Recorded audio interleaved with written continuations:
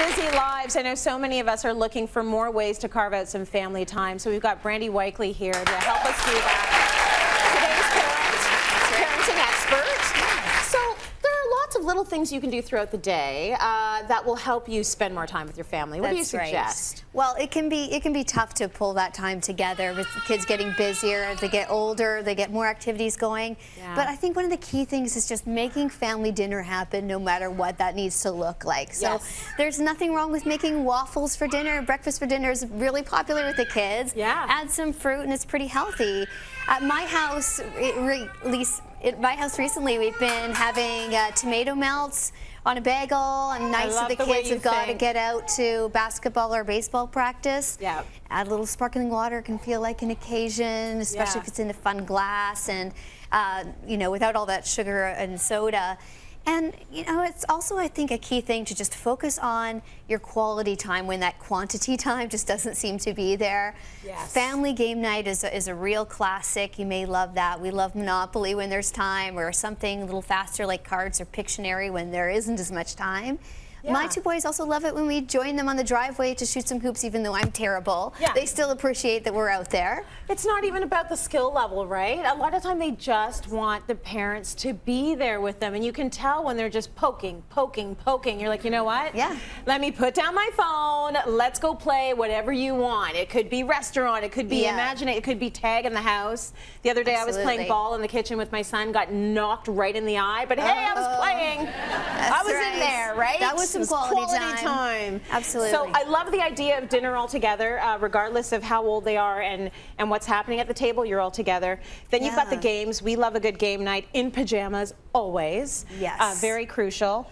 And then you also suggest taking them with you when you do your errands. That's right. I mean, I think that parents today go to such great lengths to leave kids home and not have to take them to the grocery store, which admittedly is really tough with a toddler. Because it's easier that way. Yes. And sometimes that's your break. Yes. But as they get older, you really couldn't think about bringing them along. It's a good thing anyway, because otherwise, how are they going to learn how anybody runs a household, right? Just part of like, and you get in some really great conversations, maybe even one-on-one if you just take one of your kids along with you. It's very true. Yeah. So do the thing where you're looking straight, driving the car, and they're looking straight, and then you can talk about very difficult things because there's no eye contact, right? You're absolutely right. Within the safety of that no eye contact zone, it's amazing what they'll bring up. They'll talk about what happened at school, or maybe give their opinion on something on the radio. So that's a great thing. Of course, doing errands with kids goes a lot better if nobody has gotten really hangry, so it's good to plan a snack, bring that along.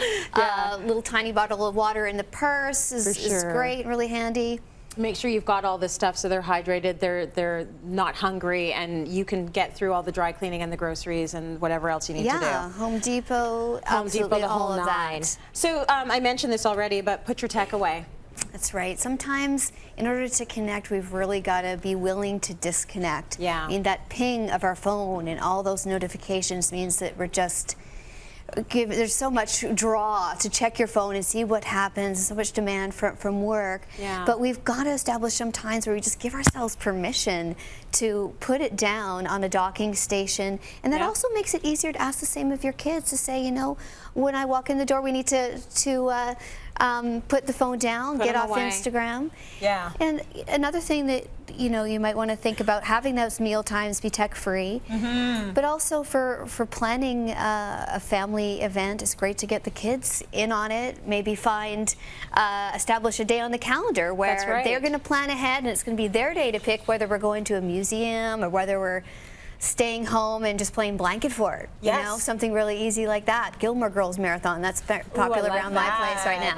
So they get to have some control over the scheduling, and then you decide that on the 22nd you're going to have peanut butter all day and stay in pajamas and play ball. Yeah. I think that's great. Give them a little bit control over the schedule. Yeah, it's really empowering for them to be able to have that. Yeah, it doesn't have to be, you know, big things all the time, and that's what I love about this segment. It's the tiny things that count. It's the quality, not the quantity. It really is.